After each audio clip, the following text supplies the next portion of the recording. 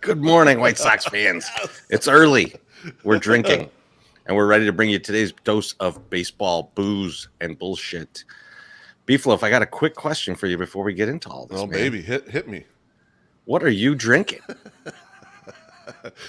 Today we will give a free ad. I am actually drinking some Bailey's Irish Cream, and I'm drinking it in some coffee. Much like you and I did yesterday, Treasy. You and I happened to venture up to the Horseshoe Casino in Northwest Indiana, and we want to just do a little, a little morning fix. Get a little this and a little that. And we venture over to the bar, which was open. There's no servers going directly to the machines anymore. But the main bar was open. We walked up there, and the bartender told us right off the gate when we asked for the coffee and Bailey's. She said, "Well, coffee and Bailey's $6, but double shot of Bailey's only $8." I mean, she sized us up immediately. I imagine it's much like when you have a friend who's like a strip club guy, and you go into a strip club with that person, and like all the strippers walk up to that guy. We have that. They're like, that guy's that's where the money's made. That's how this bartender looked at us as we walked up to the bar at the Horseshoe. She was like, "Oh, this guy who's got a 108 face mask on is probably ready to get down on a lot of drinks." And we went up to the Horseshoe, and I had people DMing me, "Is this a gilf hunt you're on?" And it wasn't specifically, but mornings at the Horseshoe could be gilf hunting time. And our bartender probably was maybe 63, 64 years old. She looked like a skinnier Bret Michaels without the head wrap, but she was down to party. I mean, I think she liked the exoticness of two Latino gentlemen coming up early in the morning and having some cocktails. So, not saying, just saying it's out there. Very possible we were seeing end of shift too. You never know. That's true. Yeah. 9 a.m. might have been end of shift for some people there. There was definitely people playing craps that were still up. Yeah. There was probably, I mean, Horseshoe Casino is pretty big. There was probably, what do you think, Beef, in there? 20 to 25 people? Like, yeah, total. something like that. Something like and that. I went into the bathroom and I'm walking back and I see two dudes sitting at slot machines not playing and just drinking tall boys. And I'm like, they don't serve tall boys here. Like, I'm like, I kind of want to just go sit with these guys. Say Beef later. I'm going to go sit with these guys. They might have had a 12-pack laying down there, right? I know. I mean, like, you could have, like, I think the one guy had cargo shorts on, so he could have definitely had like 4 to 5 more tall boys in there for me. I respect that. Treasy, what are you drinking this fine morning? So I'm drinking out of my, and we'll give another free ad, out of my nice Sox Machine mug. I'm drinking Bailey's, coffee, and I had amaretto out because I was making some Godfathers last night when we got home from the anniversary dinner. And I was like, I'll just put a splash of amaretto in here. It's lovely. No 160 proof rum yet. Nothing. Oh, okay. That's later in the day, right? That's later in the day. Our guys, Zach Byrne is reaching out. He says, "Everything okay with MSS, or is he like an SNL featured player now?" No, we don't push MSS to do the morning pre-games unless it's a really important game. So this is just a random Sunday game. We're gonna start doing more of these kind of little weekend shifts. MSS does enough. MSS got all your fucking Southside shirts out to you motherfuckers timely. Like, he does a lot of work doing other shit. We'll fill in and do some of these things on the weekends. And I can't imagine a Sunday morning with two very young children running around the house. Like, yeah, I choose to not deal with that for my whole life. MSS deals with that. I don't want to put any more stress on that dude. That's enough, man. And also, MSS is right. We are slowly pushing him out. So. But much like Clarence and the Beatles, we're going to steal all of MSS's good ideas. Yes. If you play this backwards, it actually says it. It does it. That's the only thing it says. That's at Record Store Day yesterday, Beef. I got nice. that Replacements record. I played it backwards, and they said you should kick MSS out and steal all his good ideas. So let's talk about the team a little bit. And if you see me keep looking down, there's nothing wrong with my junk. I'm fine. I'm just looking down at my phone to see if the lineups have been released yet. The Twins lineup has been released yet. The Sox has not. You got post-anniversary. You got post-anniversary junk, so we're not judging. Whatever's going on down there, baby, just enjoy it, okay? So we still don't know who the starter is today, though I think we're pretty sure who the starter is because there's no one left to pitch. Lucas Giolito should be back today. That is the assumption. That is what everybody's going on, going with. And Beef, I'm very happy to have him back. Me too. I will say, I think we're going to see a very short outing from him. Like he wasn't totally ramped up at the beginning of the season. Right. Now you've got the abdominal injury. He's coming back. I think it's still going to be a big bullpen game today. What do you think? Yeah, I would totally agree. So the last start, I mean, he was ramped up going into the season, but that first week, and his only start of the season was the opener, Friday, April 8th against Detroit. He threw 61 pitches before he came out after inning 4 with abdominal tightness, which to me sounded like mud butt at the time. I thought maybe he just had a little, like he had Lamar Jackson. He had to run off the field, but you can't come back in the game, so that was just over. He had the itis, right? Exactly. But it turned out it was an actual real injury. So now you got to set it back. You got 2+ weeks off where he hasn't been totally ramped up. And so I think there's a possibility he exceeds that 61 pitches because he was surely ramped up for more than that starting the year. But he's not on par with the starters of his ilk that have been pitching this time and have been increasing the workload. So I don't know where I think they're probably between 60 and 75 pitches today, I would guess. This is just ballparking it. I have no fucking clue for real. I'm looking for them to handle him the way that they've handled Kopech early in the season, which was around 70-ish pitches. Now, can Giolito be more efficient than Kopech and get more innings out of that? I think he can. And I think he might do that, especially with a team who's been struggling hitting, although yesterday they didn't struggle because Vince Velasquez is, Vince Velasquez. Right.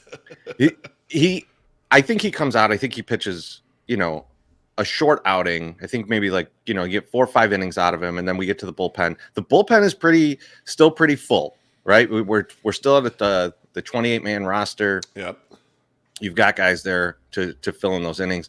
But I think if we're looking at this, it's not so much what's he going to do today, as much as it is the rotation is starting to solidify again. Yep. Like we're starting to look at this and go okay, we've got Cease pitching very well. Now we've got Lucas Giolito, Michael Kopech pitching very well ace as well. Kopech pitched really well, and I think we're going to start. I hope we're going to start seeing him pitch more and more innings. Right? Yeah, deeper into games. I mean, we talked about this not on here, Treasy. The efficiency of his pitching isn't quite there yet with Kopech. He runs up high pitch counts, and everyone goes to a full count for the first 2 innings. He just goes everybody full count. Exactly. Now, good thing he has fuck you stuff so he can get out of it, right? He you already can see the way you wanted Dylan Cease to pitch early in his career. Kopech does that shit already. He's like, you know what? Fuck this guy. I'm going to strike this guy. I'll come right at him now. But he doesn't. There isn't a okay. I know I can get this guy on a first pitch ground ball mentality with Kopech yet to kind of get the efficiency going. So he's right now. You're right. Friday night he went full count with everyone first time in the order. It was fucking ridiculous. I mean, it didn't matter how he started. Right. He could start 3-0 or 0-2. That was going full count. It's going full count. Exactly. And so, so you've got these 3 guys now, right? And you feel good about those 3 guys. Dallas Keuchel has been back and forth. He's been he looked good one day, looked terrible the other day. He blamed everybody for everything, as always. But that's correct. But he might be serviceable as a 5. Right? Like he seems like he might be there. So when Lance Lynn comes back, maybe next month, now you've really got the rotation. In the meantime, Johnny Cueto pitched last night at Charlotte. Bad. But it's very much, it could very much just be like, let's just get some rust off and then we're going to see what happens. What's going to be interesting is there is a start that needs to be made by somebody coming up next weekend. And is that going to be Velasquez? Or is that going to be Cueto? Yep. Or are we going to send down a couple extra people and bring somebody up? But at this point, I don't think you're at the 10 days for... I was going to say for Jimmy Lambert to come back. I was thinking that too. I thought Lambert looked good. So maybe you could move the rotation around to say, you know what? Bennett Sousa, we're sending you down for 10 days. Figure some stuff out. We'll bring up Lambert to get this spot start. And then we'll swap some guys around. Right. That could be a way to do it. We'll see how it all shakes out. But the moral of the story is we are starting to have an actual rotation. And just having 3 good pitchers at the top of your rotation is so important. And we're right there now. Teresa, you're totally right. you're totally right about this, but also think about it from the standpoint of this White Sox team has struggled mightily on defense, and I know we're going to talk about that in a little bit. And bringing back a Lucas Giolito is going to help with that tremendously because the better pitchers are going to strike out more hitters. They're going to take the pressure off the defense. They're going to put less base runners out there. Leaves you more room for error with that group. Give you weaker contact. Give you weaker contact. And the White Sox are built to have a mediocre-ish defense, right? They're not built to have a great defense. Like the rest of it is 100%. Based on, like the other parts got to work better. We're not going to have like this great run prevention group out there in the field. That's just not how the Sox are built. And we've been seeing them get hurt by it because all the other parts are not working as well. And so bringing Lucas Giolito back is important to get one of those cogs working right. When you get those extra innings where this pitcher is not going to leave your ass hanging out there. He's not going to put a bunch of extra base runners. He's going to get the big strikeout in the spot when you need it. And that's the thing that the Keuchels and the Velasquez's of the world can't and don't do, and that's why you have your ass hanging out there and you got six game losing streak going. Agreed. And it is definitely a situation where we've traded off fielding for hitting, right? Like and although it's not come through lately, right? That is the trade-off that the Sox have made with the roster. And you're right. Having someone who's going to come back and get those strikeouts, get weaker contact, get all those things that you need out of a top starting pitcher is huge. So it'll be great to see Lucas back. I think he'll be good. I think he'll be a little rusty. I expect 4 to 5 innings. All right. So now let's get on to another high-profile player that we both love, Tim Anderson. So yep. I think most people you've heard, talking about the Sox, and it's always as Timmy goes, the team goes, and that's typically used to say Timmy's getting on base, Timmy's doing these things well, the team is doing great. This is the opposite version of this. Timmy's not doing well. Timmy's having trouble, and when Timmy's having trouble, the team has trouble. So, Beef, what did you think about not only Timmy's struggle so far, but the benching yesterday? Yeah, I mean, I was a little surprised by it for like the mid-game benching. Usually, that's the hard benching, in my opinion. Like that's an aggressive, like you're fucking up, I'm dragging you out of this game benching. The soft benching is, we're giving him a day. Like if you just gave him today off, it would have been a nondescript thing. But that was a send a message benching, in my opinion. And you know what? I'll be honest with you. Tim needs a message sent to him. We've talked about it in the past couple of weeks about how everyone is bullying on Lurie Garcia in his poor performance. And he's played like shit. I'm not defending his He sucked. Like, whatever. But he's down the pecking order, all right? Tim Anderson, since last Sunday, is 2 for 19 hitting. He's swinging at absolutely fucking everything. And he had 6 errors in 3 games. 6 errors in 3 games. That's incredibly bad. It's just not, his head is not there. And even if his head is there, he's just having such a bad run right now. He just needs a mental reset. I mean, I don't go for a lot of the soft skill stuff. Like guys just kind of produce it. But even in your own normal day job, sometimes you're just in a fucking rut and you just need a goddamn day off. You just need the PTO day, sit on your goddamn couch and drink Meisterbrow and watch some old movies and just reset that shit. And he needs that right now. Like he has been brutal. And they mentioned it last time. I listened yesterday to the broadcast. I listened actually to the radio. I listened to Len and DJ. I wanted to get their perspective. I also wanted to be out in the sun. I was cold tubbing. I just wanted a little different like version of the Sox game. And they made a point. I think it was DJ made a point of saying he is swinging at the first pitch basically every single time he's up at the plate. And that's not the most effective Tim Anderson. The most effective Tim Anderson doesn't walk. So don't worry about walks. But He's more selective. He waits for them to come to him, and then he starts hitting those right center bullets. And that's when you know Tim is real right. And when Tim lets them come to him, he hits the shit out of the ball. And he's a force, right? And right now, I don't know if he actually is pressing, but it looks like he's pressing, right? It looks like he's trying to carry the entire team. He's doing like a middle 2010s Jose Abreu job right now, and he's fucking it all up. Beef, you know how you know he's pressing? And that was a Friday night. It was Friday night's game. The good Timmy doesn't throw that ball to first. Agreed. He eats that ball. He knows. He eats that ball, and he saves the run. Yep. He's pressing because he made that throw. Yep. Like he knows he shouldn't have made that throw. That's even for him, who can do incredible things on the field. That's a near impossible throw.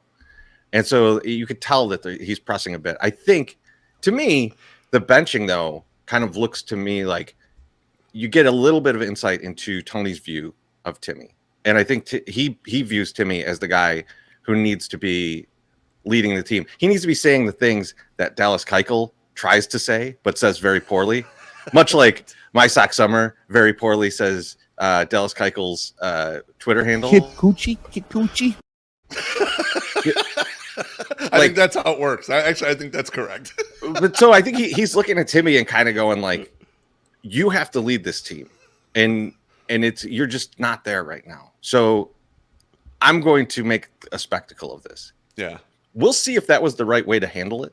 We don't know, right? You have no idea how that relationship works or anything.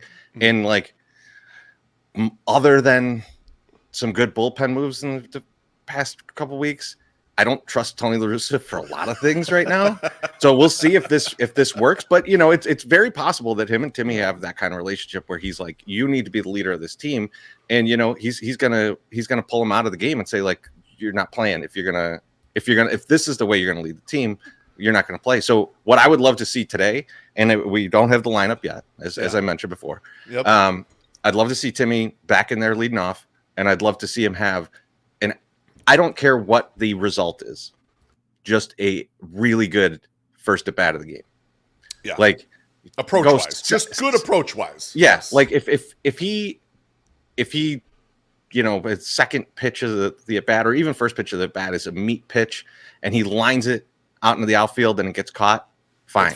That's the Tim Anderson I want. And I think that's the Tim Anderson Tim wants to be.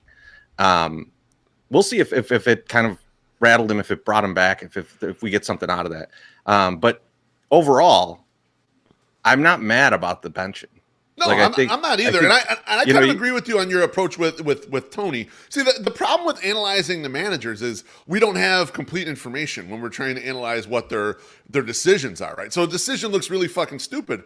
And there's two things. It might be really stupid, which I wouldn't hold on. I don't give a fuck if the guy wins the Hall of Fame or not. It could be a really dumb decision, right? Or it could be we don't know a lot about what's going on behind the scenes. Injuries, you know, psychology, all that stuff, and the decision's not as dumb as it looks. I tend to lean towards some of these decisions look really dumb, and I don't know if you could even backfit a narrative that make them not look dumb.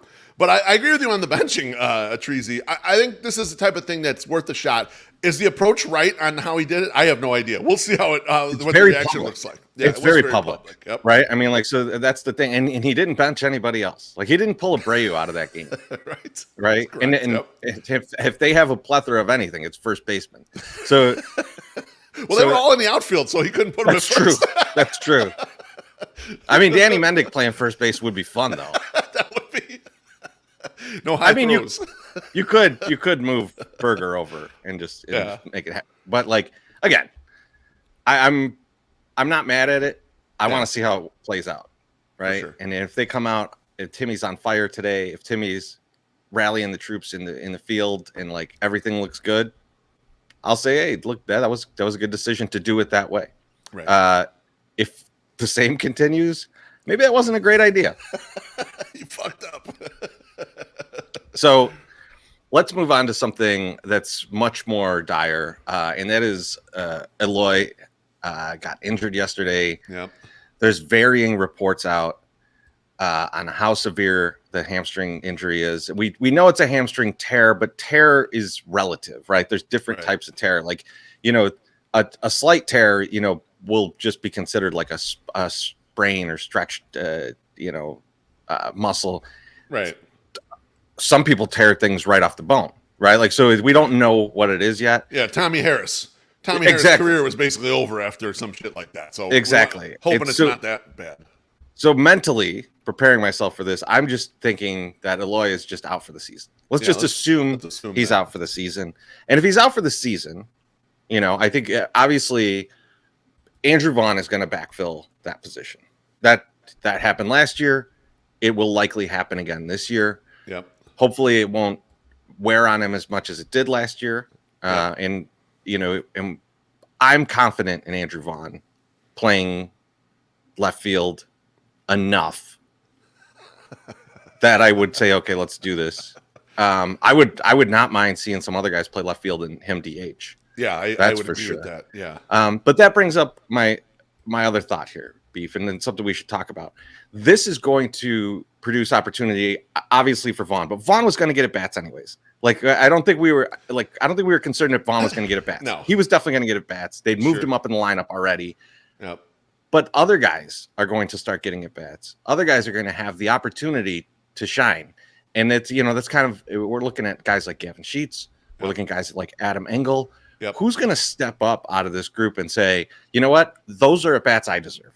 I should be playing every day. Not just because I'm of my handedness, but I should actually be playing every day because I'm good. Yeah, I mean, I to double back on your point with Andrew Vaughn, I was not particularly worried about Andrew Vaughn's amount of playing time at this point. Tony has liked to handle him where he tries to exclude him from really tough matchups for him. I think that's his way of bringing him along, keeping the confidence up, and making sure. He saw how he dragged ass last year, and he had he had the injury and everything. He's like, I think he wants to protect Vaughn. I think that's the perspective there.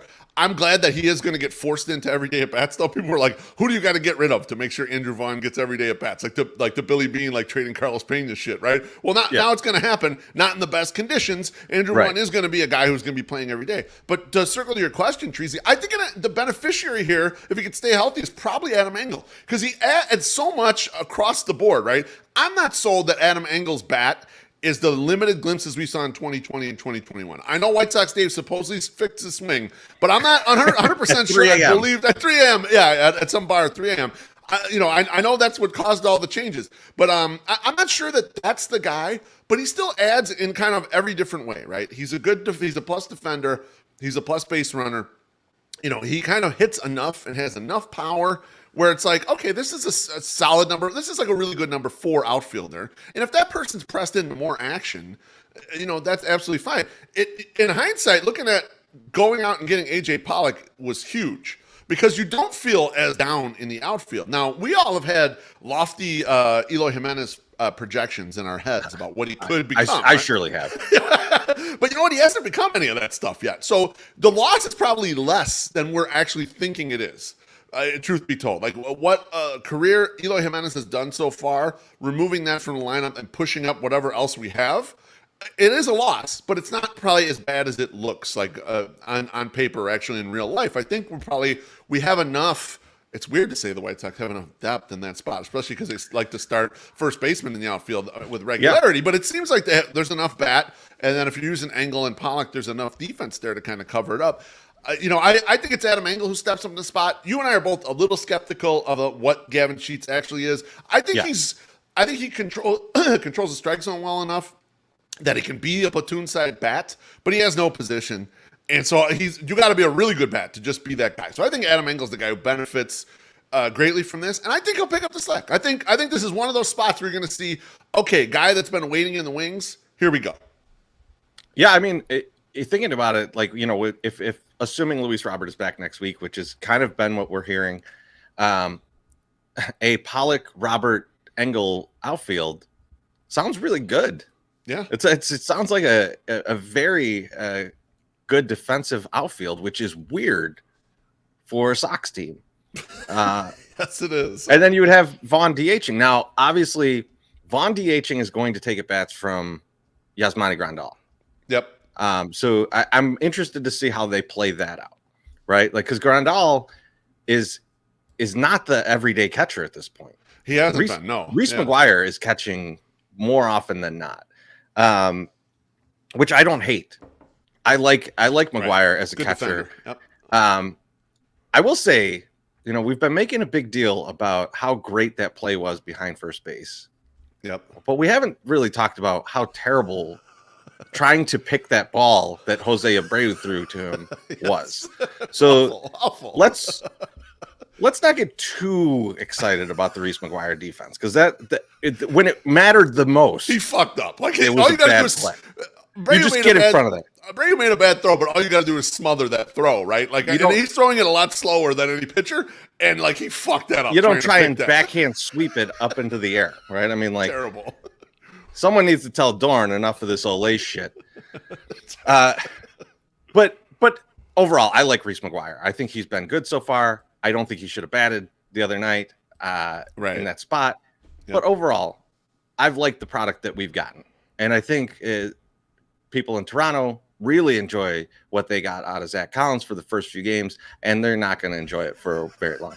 All right, so let's get on to another guy that's kind of started off really well, but has not been great lately, and that is one Jake Berger. Yeah. So Jake Berger, in his last 19 plate appearances, has no walks and 1 hit. So this is since his home run, basically. Yeah. So the thing here that is going to probably make the collective heads of White Sox Twitter explode is that if Josh Harrison is back today, he's playing third base. Yeah, right. Jake Berger needs a day off. Yep. And I like Jake Berger. I think that Jake Berger has been serviceable in the field. I think that he's showing that like he can play in the major leagues. Yep. This last stretch of at-bats shows that he needs a day off. Yes. So, Beef, the problem here is if you're going to put Josh Harrison at third and you're going to bench Jake Berger, which is probably an appropriate action here. Yeah. Let's give him a day. Well, we got Lurie again. In second. I'm a play Lurie every day guy, and you get all the warts you get with Lurie, right? I mean, we've had the and Lurie is very like it's binary, right? He either fucking sucks or he's dynamite. It seems like, at least for the time that he's been kind of a semi-regular. Yeah, I think you got to go with him. I mean, like I guess you could give Danny Mendick some time, but Danny Mendick, I mean, he's not really a major leaguer. He's AAA, fodder. He's support for the rest of the roster. But I think you kind of those are your choices. I mean, this was a lot of the why is Larry playing every day shit. Because like, well, this is what you got. Else we got. Exactly. This is with everybody hurt, with all these guys hurt, like that is what you have, right? Like you have Lurie or you have Mendick. That's where you're at. Those because are your guys, you can say let's put Berger in again today and have Josh Harrison start at second, but Berger has been just as bad in recent days, and he's probably a guy that could use a day off, right? That could just kind of like Lurie is a 74-year veteran. He can gut it out another day. Berger probably needs this day of kind of like, all right, let's slow things down. Let's watch the game. Let's see what I've been involved in it so much. I need a step back and see this. Yeah, you don't want to burn up Berger's confidence, right? You hit the nail on the head when you started this off, Treasy. He's shown to be a competent major leaguer, right? Right now, I'd say he's probably, if he was playing every day, he's like what they call a second division third baseman. So he'd be a third baseman, a regular on a team that's not a playoff team, a team that's like middle of the pack or lower, right? But you kind of want him to keep progressing, and you don't want to bury him in bad spots just because guys can't stay on the field, and then this poor guy gets fucked over. So you still got to kind of care for him in a way, shape, or form that like you care about the continuing development. And he's also been a long shot to be in this because all the injuries, and then all of a sudden he shot the moon, hit well at AAA, and next thing you know, he was up in the majors last year. So I would handle him with kid gloves. I'd be careful with him and get him a day on the bench. And you're right, the approach is just off. He's swinging at everything. Timmy's swinging at everything, and the results just aren't there for poor Jake. I mean, he's got a great hit tool, but you can't just go up there and swing at everything. And it's also like they can't bury him in the lineup. He's been hitting ninth material. Yeah, so it's not like they can just move him out. Like, So you're at the limits of what you can do. Maybe Tony likes to bury guys at the number 2 spot. Maybe he's going to move Berger into the 2 spot today. You never know. That's how we fix him. That would be move him up to the top of the lineup. He's leading off today. Timmy, you're benched. He's playing shortstop. Please do that. So, speaking of the lineup, which is still not out, so we're going to just go at it and guess who's going to be in there against Chris Archer. Chris Archer is on the mound. Yeah. And Beef, my question to you is, can the Sox get a fucking hit? Can they do anything against Chris Archer? Give me the lowdown on what you think you're going to see from Chris Archer today and what the Sox can do. I mean, I'm not the pitching guru in the house. That would be you, Treasy. So I'll let you break down his repertoire and kind of what he's doing. But Chris Archer is a similar type of shot as we took with Vince Velasquez. He's like a reclamation project, and the Twins have been historically over the last 5-10 years have been better at doing this. They've been better at grabbing a random guy and getting like the mediocre production out of him that would be like your fourth starter. And so far Archer has done that. Now Archer used to be a monster. He was a guy who was extremely inefficient with his pitches as well. He's a guy who would run up gigantic pitch counts, strike out a bunch of guys. I think the Twins are built a little more to have you hit the ball into the defense. I mean, that's why they went out and got Carlos Correa. And so I think that was the approach with Dylan Bundy yesterday. It has been a successful approach for Bundy so far. And then I think that's going to be kind of a similar approach with Archer. The White Sox shouldn't have a hard time with Chris Archer. And also the White Sox in general, although they haven't been seeing the results, they've still been a bunch of the guys have still been hitting the ball hard. So some of it is bad BABIP luck. I know we looked at it, and BABIP is when you just put the ball in play, the percentage of it that falls in for a hit. And the White Sox were top of the league the last couple of years because they got a lot of fast guys. And so those guys leg out ground balls and they get on base that way.